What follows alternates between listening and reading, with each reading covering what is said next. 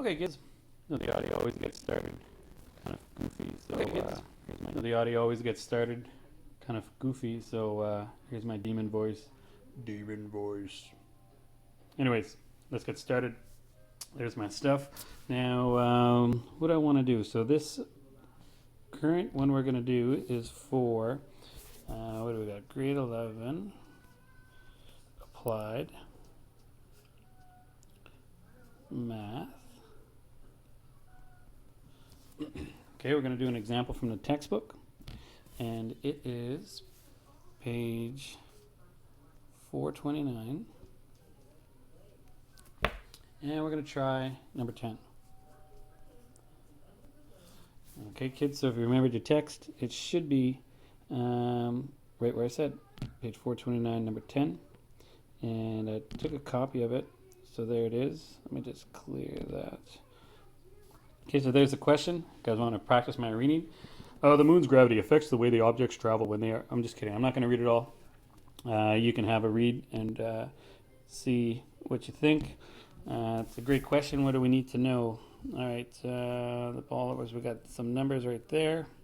We got this quadratic formula because, you know, that's what astronauts do when they are on the moon. They throw a ball and they figure this out because they are astronauts and they're smart people and they could probably do that in their head. We come back down to Earth. That was literally, I guess, not figuratively. You throw the ball and it's modeled by that. And again, we don't know who figured this out, but they're probably smart people, and they worked really hard and are really good at math, okay? And there's a check mark to say that they're really good at math. Now, what does this mean? So you're on the moon, okay? And again, these questions are brilliant. I love the people that figure them out. Okay, so this is the moon. Okay, of course it is. And here you are right here. And you're going to throw a ball, and it goes in a parabolic or parabola. It kind of goes like this, bam, bam, bam, and it'll follow that route. Now, what we need to do is to apply it to the math is we've got ourselves quadrant 1 of the Cartesian plane. We got this person right here, probably a height of, now can we figure out the height? We sure can. I'm just going to back it up. The height would be this right here, 6.5. And what would that be in meters? So this guy, whoa, just wait a minute. This is super high. That wouldn't actually be the starting point. 6.5 meters. That person's really tall. So let's assume that maybe they threw it straight up in the air and it started at 6.5 meters. However, what the question was asking was this thing right here. Bam. When's it going to hit the surface of the moon? And remember on the bottom, this is almost always, or in this case, it's time. And they wanted to know what is time in seconds from there to there.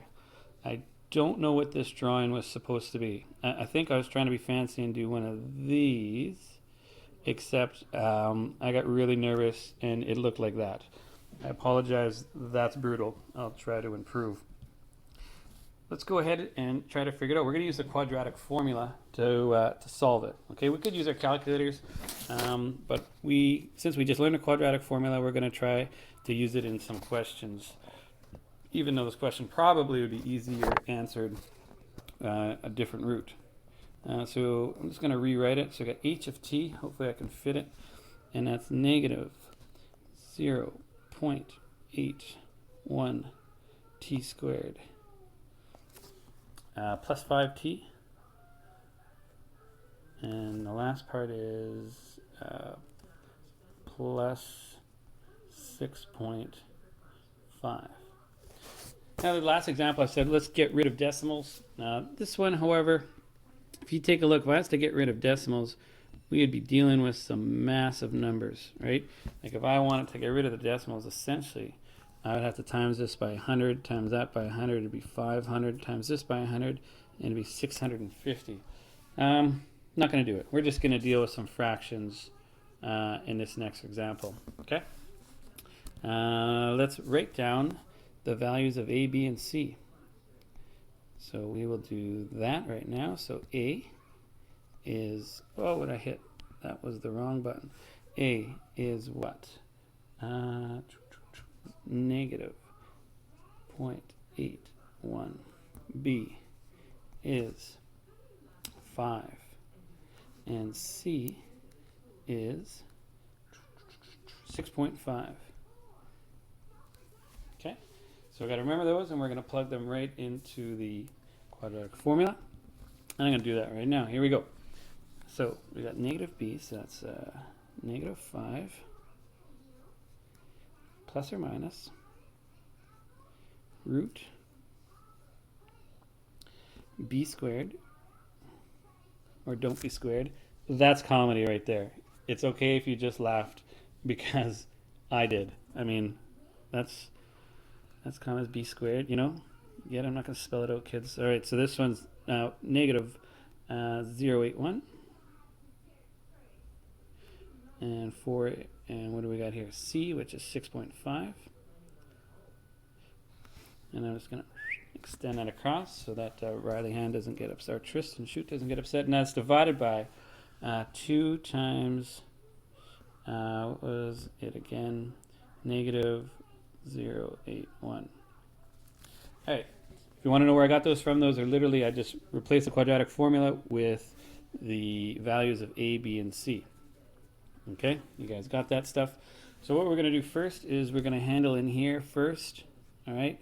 Then we'll probably handle out top here, and then we'll divide it by this in the end. So this is 1, kind of handle it by 2, and then 3 over here. So let's do this part first. Okay, we've got root. Sorry, I gotta move something. Root, so we got 5 squared minus 4, negative 0.81, 6.5. So if we multiply that out, we got 25 over here. And then, so we do this in my head here, so minus 4 times that. Got it, times 6.5, and that's going to give us 21.06. Okay. And this is going to be positive now because of these 2 negatives here. And so let's finally clean it up. And what do we got done? That's 46, carry the 06. Okay, so 4606 is what we got inside the root. Now let's clean it up. So let's write it properly here. So we got minus 5. Can't forget that guy. Plus or minus root 4606 divided by negative 1.62. What are we going to do next? Let's actually root the point, or sorry, the 4606. Okay. And so if we root that, it will give us 6.78. I just did that in my head. And now let's write it into the 2 separate equations. Okay, so one where it's positive and one where it is negative. So again, we'll use the positive on the first one and negative on the second one. So I'm going to write the positive first. Okay, so that would look like this. Sorry. Whoops. Having issues. There we go. Got it. So minus 5. And so we're doing positive. So plus 678. Hey, look at counting. 5, 6, 7, 8. You guys notice that? It's like numbers. They go in order. Divided by 1.62. And if we kind of divide that out, we're going to have 1.78 on the top, and divided by 1.62 negative. And what does that give us finally? I think it's negative 1.1.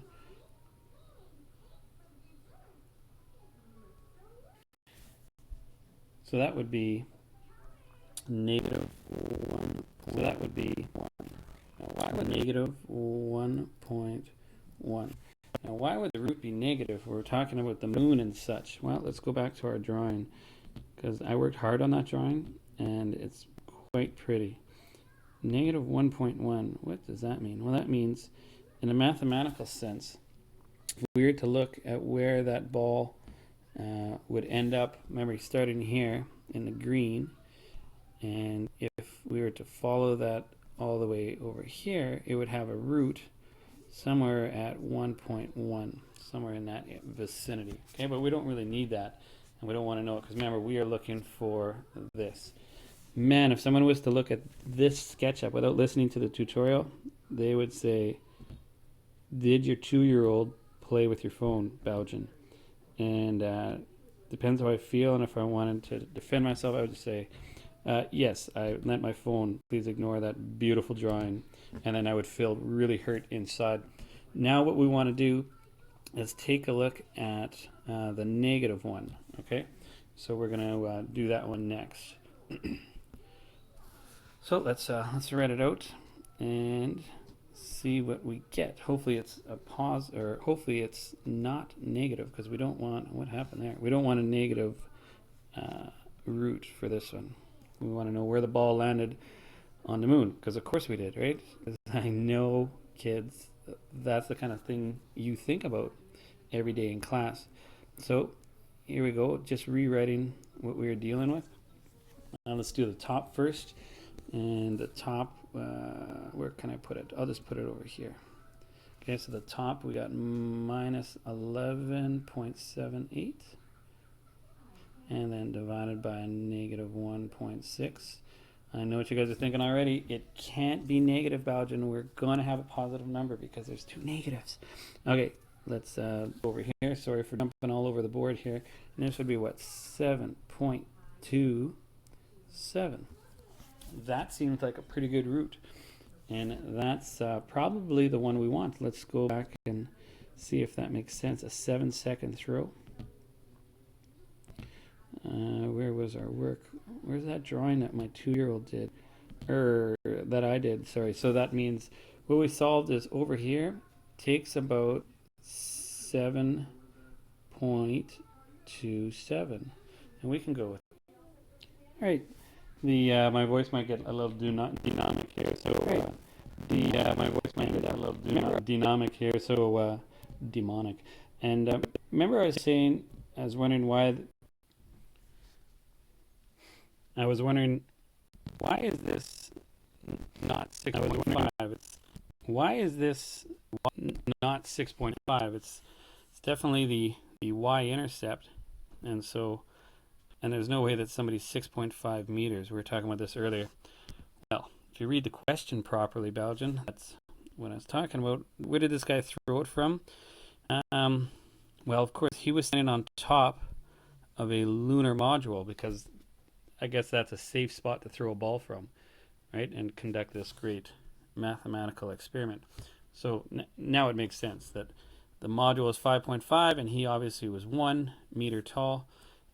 Still kind of short. Maybe he was sitting down and sitting cross-legged, crisscross applesauce, and threw it from that position. I want to see how far I can throw it. Now the next step is to say, if he was back on Earth, what would be the flight of the ball, and compare it to that being on the moon. So we found out on the moon that it's what, 7.27 seconds in the air.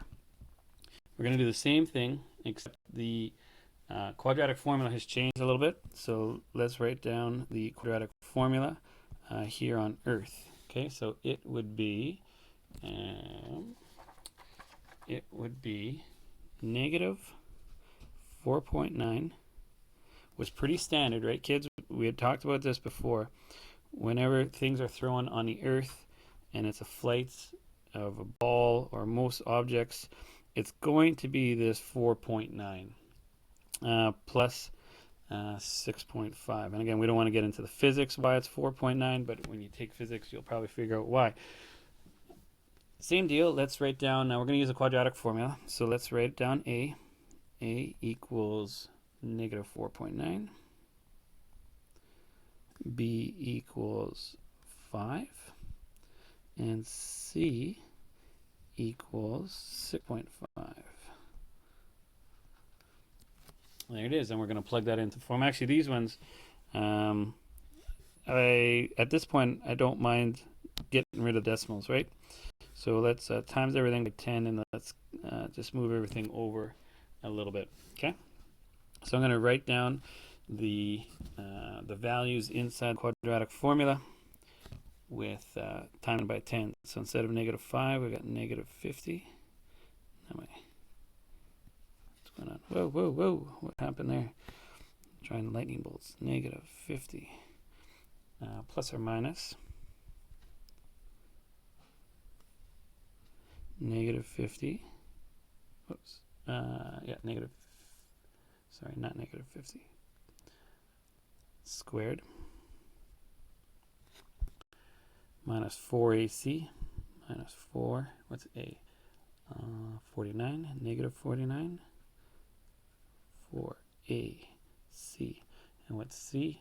65, because we times it by 10. And all divided by 2a. So that's 2 times -49. Okay. Same method that we did last time. We're going to do in here first. So let's take care of the root. So inside the root, we have -50. So -50. It's like 5 squared. What's 5 squared? It is 25. Add a couple of zeros. So it is 2,500. Whoa, whoa, whoa. Let's try that again. 25. Okay. That's 50 squared. So minus 4ac, so that was -4 times -49 times 65. Let me just mental math that real quick. And it was 12,740. And that's a plus in there. Okay. And so we got root that. Let's clean that up and add it together. And we're going to get 15,240. Big numbers. Can we factor that or clean that up because it's root? Okay. Kind of did this in my head real quick. It doesn't go, 100 doesn't go into it. So 100, no go. 81, no go. 64, no go. Just, again, why am I doing this? Just to show you the process that I did. 49, no go. 36, no go. 25, no go. And hopefully you guys see that these are all perfect squares. Turns out that it is divisible by 4. So when we break it down, we could change it to root 4 times root 3810. Okay? So we are going to write that and carry that through to the next step. So we've got -50. Just going to move this down. -50 plus or minus root 4 times root 3810, and that's all divisible by 2a. 2a, which turns out to be -98. I had mentioned before how we can kind of clean this up, that the root 4 simply becomes 2, right? And that we can kind of treat this as x. So if we divide everything by 2, we just get rid of this. We could divide this by 2 and divide that by 2.